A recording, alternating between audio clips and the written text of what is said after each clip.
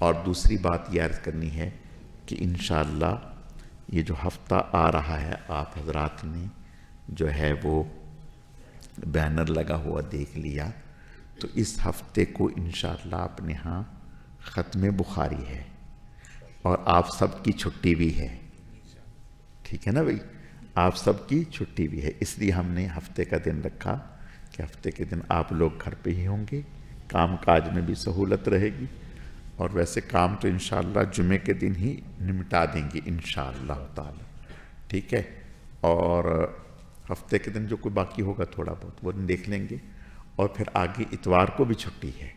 ٹھیک ہے؟ تو ایک تو دعوت نامے آپ حضرات کے ہم نے لکھے ہوئے ہیں، جن کے نام ابھی ذہن میں نہیں، بہت سارے احباب کے نام ذہن میں نہیں، تو ان کے نام انشاءاللہ دعا کے بعد، مجلس ذکر کے بعد اپنے مفتی احسن صاحب جو ہیں ان کو بتا کے ان سے دعوت نامہ اپنا وصول کر لیں،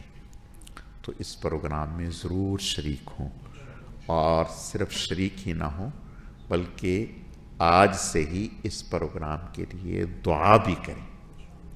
یہ دعا کریں، اے اللہ اپنے کرم سے یہ جو پروگرام ہو رہا ہے اسے اپنی بارگاہ میں قبول فرما،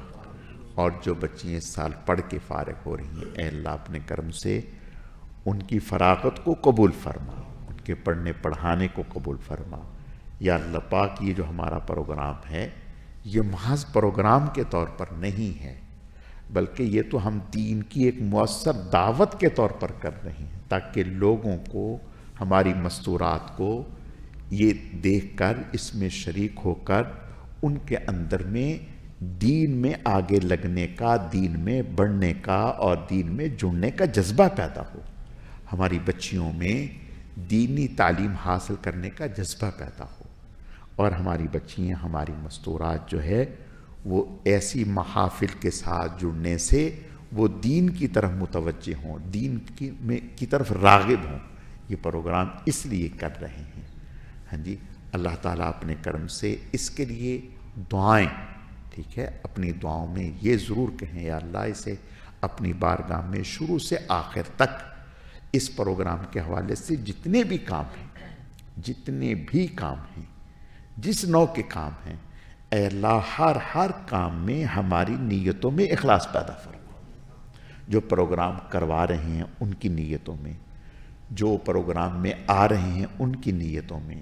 جو بیان کریں گے ان کی نیتوں میں، جو تلاوت کریں گے ان کی نیتوں میں، جو فارغ ہوں گی ان کی نیتوں میں،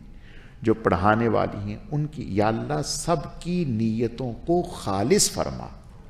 یا اللہ پاک جتنے بھی کام ہوں اس پروگرام کے حوالے سے، مثلا کتابیں دی جا رہی ہیں اور اکرام ہو رہا ہے اور کام ہو رہے ہیں، یا اللہ شروع سے آخر جتنے بھی کام ہوں ان سب کاموں میں ہم سب کی نیت کو خالص فرما، اپنی رضا کے لیے ہمیں یہ سارے کام کرنے کی توفیق عطا فرما، کہیں بھی بال برابر بھی یا اللہ پاک ہماری نیتیں نہ بھٹکیں، ہمارے خیالات اور ہمارا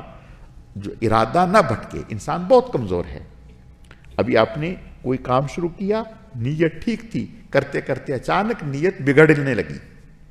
دھیان بگڑنے لگا، شیطان نے حملہ کر دیا۔ نہیں، یا اللہ شروع سے آخر تک پورے پروگرام میں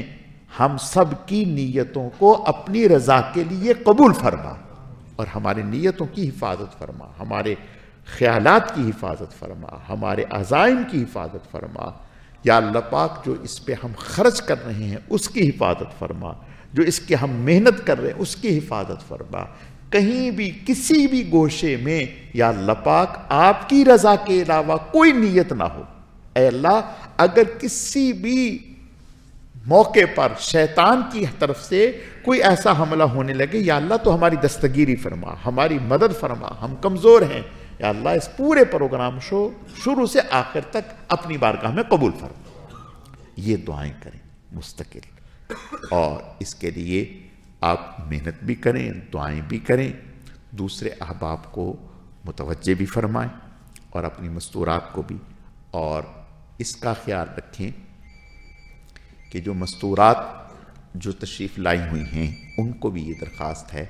کہ ویسے تو اس وقت ذہن میں نہیں کہ کتنی مستورات ہیں، گھر والے ہمارے ان سے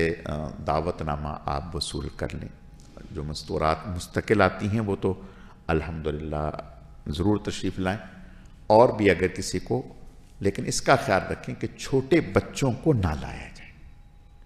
چھوٹے بچوں کو بالکل نہ لایا جائے. چھوٹے بچوں کو خاص طور پر مستورات میں، اور مردوں میں بھی جو چھوٹے بچے ہیں جو سمجھتے نہیں ہیں، ٹھیک ہے. اور مستورات میں ہم نے لکھ کے بھی لگایا ہوتا ہے، کہتی بھی رہتی ہیں ہماری بچیاں طالبات کہ کوئی کیمرے والا موبائل بالکل اس موقع پر استعمال نہ کرے،